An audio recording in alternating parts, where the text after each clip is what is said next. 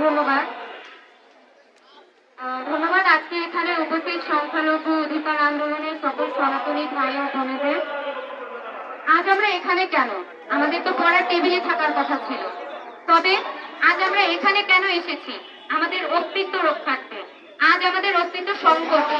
আমাদের শেকড়, এই বাংলাদেশ থেকে আজ আমাদের শেকড় উপড়ে ফেলার জন্য একদল উঠে পড়ে লেগেছে।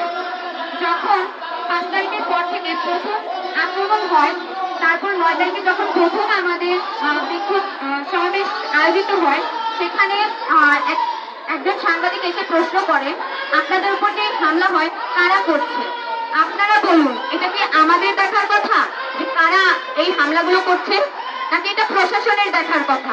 আমরা কি তাহলে পড়াশোনার বাদ দিয়ে আমরা এখন এই কাজে নেমে পড়বো যে কে আমার বাড়িতে হামলা করছে, কে হচ্ছে গিয়ে আক্রমণ করছে, আগুন দিচ্ছে, আমরা এই খোঁজে নেমে পড়বো? আমাদের কাজ কি এটা?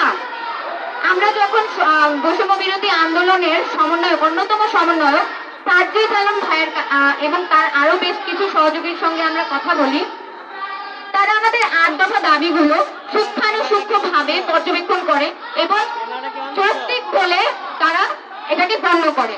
তবে কেন তারা আমাদের এই দাবিগুলো বাস্তবায়ন করার আশ্বাস দিয়ে কেন তারা আজ মুখ ফিরিয়ে নিয়েছেন, কেন তারা আজ কিছু বলছেন না? আমি সাজ্জিদ আলম ভাইয়ের কাছে এই প্রশ্নটা রেখে যাচ্ছি, ভাইয়া আপনি কেন তাহলে আমাদের সেদিন আশ্বাস দিয়েছিলেন, যে কেন বলেছিলেন আপনি আমাদের এই 8 দফা দাবি যদি বাস্তবায়িত না হয় আপনারা বৈষম্য বিরোধী ছাত্র আন্দোলন আমাদের ব্যানারে যোগ দিবেন? কেন এই কথা বলেছিলেন?